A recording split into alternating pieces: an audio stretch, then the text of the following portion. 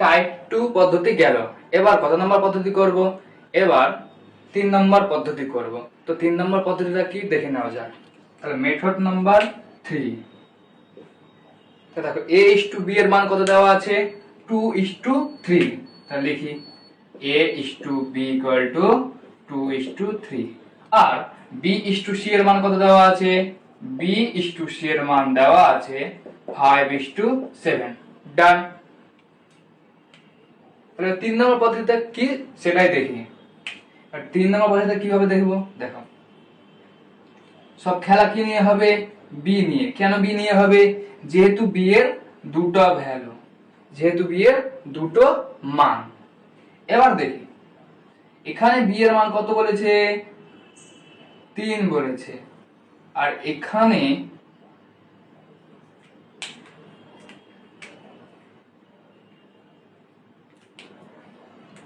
b এর মান কত বলেছে? 5 বলেছে। তাহলে কি করব? এই প্রথম অনুপাতের অর্থাৎ a:b এর b এর মানটা নিলাম a:b অনুপাতের b এর মানটা নিলাম b এর মান কি আছে? 3 নিলাম। এবার দ্বিতীয় অনুপাত অর্থাৎ b:c এর b এর মানটা নেব। b:c এর b এর মান কত আছে? 5 আছে। তাহলে 5 নিলাম। 5 নিয়ে এই দুটোর কি করব? একটা ভগ্নাংশ তৈরি করলাম। তাহলে কি করলাম? দুটো অনুপাত থেকে b এর মানগুলো নিয়ে একটা ভগ্নাংশ তৈরি করলাম। কি তৈরি করলাম? ভগ্নাংশ। এবার দেখি ভগ্নাংশটার কাজ কি, এই ভগ্নাংশ দিয়ে কাজটা কি করব। এবার আমরা দ্বিতীয় অনুপাতটা নিব। কোন অনুপাতটা? দ্বিতীয় অনুপাতটা। তো লিখি দ্বিতীয় অনুপাতটা। দ্বিতীয় অনুপাতটা কি আছে? b:c। কি আছে? b:c = 5:7। ডান। এবার আমরা একটা কি তৈরি করেছি? ভগ্নাংশ তৈরি করেছি। ভগ্নাংশটা কি? 3:5। তাহলে কি করব? এই ভগ্নাংশ দিয়ে এটাকে গুণ করে দেব 3/5 আর এটাকেও গুণ করে দেব 3/5। এবার দেখো গুণ করার সাথে সাথে একটা জিনিস চোখে লক্ষ্য পড়ছে যে এটা 5 আর এটা 5 কেটে যাচ্ছে। আর এখানে দেখো কিছু কাটছে না। তার মানে কি হবে?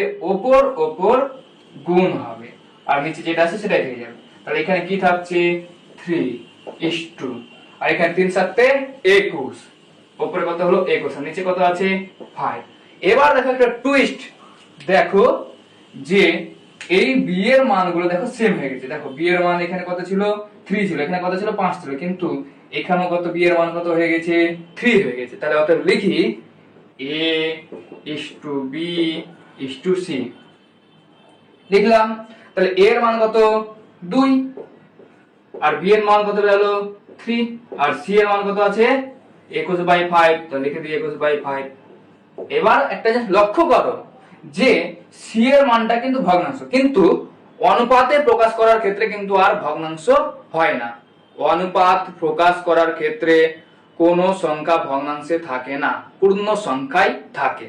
তাহলে দেখো নিচে কত আছে? 5। এগুলো নিচে কিছু না মানে 1, এগুলো নিচে কিছু না মানে 1। তাহলে কি করব? 5 আর 1 এর কি করে দেব? লসাগু করে দেব।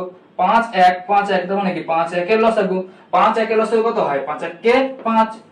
5 আর 1 এর লসাগু কত হয়? 5ই হয়। তাহলে কি করব? এই লসাগু দিয়ে সবটার উপরে কি করে দেব? গুণ করে দেব। তাহলে 21/5 কেও 5 দিয়ে গুণ করলাম, 3 কেও 5 দিয়ে গুণ করলাম, 2 কেও 5 দিয়ে গুণ করলাম। দেখো গুণ করার সাথে সাথে কি হয়ে গেল? 5 দুগুণে 10। তাহলে a এর মান কত হলো? a এর মান হলো 10 আর 3 পাচ্ছে 15। তাহলে b এর মান কত হলো? 15। ডান। এবার দেখো উপর নিচে, উপর 5 গুণ করার সাথে সাথে দেখো এই 5 আর এই 5 কেটে গেল। তাহলে কত পড়ে আছে? 21। তাহলে 10:15:21। দেখো অ্যানসার ওটাই আসলো, 10:15:21। Option C. এটা তাড়াতাড়ি দেখো। এবার মেথড নাম্বার 4 করাবো, অর্থাৎ 4 নম্বর পদ্ধতি করাবো।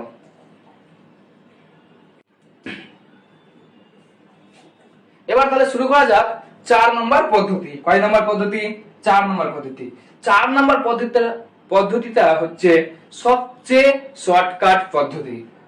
4 নম্বর পদ্ধতিটা হচ্ছে সবচেয়ে শর্টকাট পদ্ধতি। তাহলে দেখি 4 নম্বর পদ্ধতিটা, যেটা দিয়ে আমরা সব অঙ্ক করব। কিন্তু তাহলে এই নিয়মগুলো কেন শিখলাম? এই নিয়মগুলো এই জন্য শিখলাম যদি আমরা কোনো একটা নিয়ম যদি ভুলে যাই, যাতে আমরা সব রকম নিয়ম দিয়ে করতে পারি। আর অঙ্কের বেসিক শিখে রাখা সবসময় ভালো। তা 4 নম্বর মেথড নাম্বার 4। তা দেখো এখানে a is to b এর মান কত বলেছে? a is to b এর মান বলেছে 2:3 কমপ্লিট। আর b is to c এর মান কত বলেছে? b is to c এর মান 5:7। 4 নম্বর মেথড কিন্তু সবচেয়ে শর্টকাট মেথড, আর এটাই ইম্পর্টেন্ট, যেহেতু এটা দিয়ে আমরা বেশিরভাগ অঙ্ক করব। কমপ্লিট। তাহলে দেখো এখানে a is to b দেওয়া আছে, এখানে b is to c। তাহলে এবার কার মান বের করব আমরা? a is to b is to c। তাহলে লিখি a is to b is to c। এবার a is to b is to c মান বের করার সময় কি লিখব, কিভাবে করব দেখো। প্রথমে দেখো প্রথম লাইনে দেখো 2 আর 5 আছে, তাহলে এই দুটোকে খাড়াভাবে গুণ করব। 2 5 এ গুণ করলে কত হয়? 5 2 এ 10। কত হয়? 10 হলো। তারপর অনুপাত আছে, অনুপাত বসাও। এবার দেখো এই কর্নারেরটা মানে দ্বিতীয় অনুপাতের প্রথম পদটার সাথে প্রথম অনুপাতের দ্বিতীয় পদ গুণ করব, মানে এইভাবে কোণাকুণি গুণ করব। কিভাবে গুণ করব? এইভাবে কোণাকুণি গুণ করব। এটা নিচের সাথে প্রথমটার উপরেরটা, মানে প্রথমের দ্বিতীয়টা। তাহলে 5 গুণ 3 গুণ করলে কত হয়? 3 5 15। তার 10:15 হলো। এবার কি করে দেবো? এবার সেম ভাবে দুটোরই দ্বিতীয় পদ কি করে দেবো? খাড়া ভাবে গুণ করে দেবো। তাহলে খাড়া ভাবে গুণ করলে কি হবে? 3 আর গুণ 7 করলে কত হবে? 3 7 21। ডান। 10:15:21। তাহলে a is to b is to c এর মান কত হলো?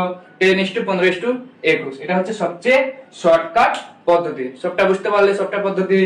একটা পদ্ধতি কিভাবে করালাম? লসাগুর সাহায্যে। একটা পদ্ধতি কিভাবে করালাম? a is to b is to c লিখে ওটা লিখলাম নিচে নিচে, দিয়ে যেটা নাই ওটার পাশেরটা ওটা বসিয়ে দিলাম, দিয়ে কি করলাম? সেম ভাবে গুণ করলাম। দিয়ে তারপর 3 নম্বর পদ্ধতি কি করলাম? a সবটা b নিয়ে খেলা, তাহলে b এর দুটোর b নিয়ে একটা ভগ্নাংশ বানালাম। ভগ্নাংশ বানিয়ে কি করলাম? ওই b is to c এর অনুপাতে ওই ভগ্নাংশটা দিয়ে গুণ করে দিলাম। তারপরে কি করলাম? a is to b b is to c প্রথম দুটাই খাড়াখাড়ি ভাবে গুণ, তারপরে কোণাকুণি গুণ, তারপরে 3 নাম্বারটাও খাড়াখাড়ি ভাবে গুণ। তাহলে 4টা পদ্ধতি হয়ে গেল। এবার তোমরা সেম টাইপের অঙ্ক কমেন্ট বক্সে লিংকের মাধ্যমে দেওয়া আছে, তোমরা সবটা অঙ্ক ভালো করে সলভ করবে। এরপরের দিন সবটা অঙ্ক এই নিয়মে সলভ করে দেওয়া হবে। না বুঝতে পারলে তোমরা সবটা নিয়মেই সলভ করে আসবে। টাটা।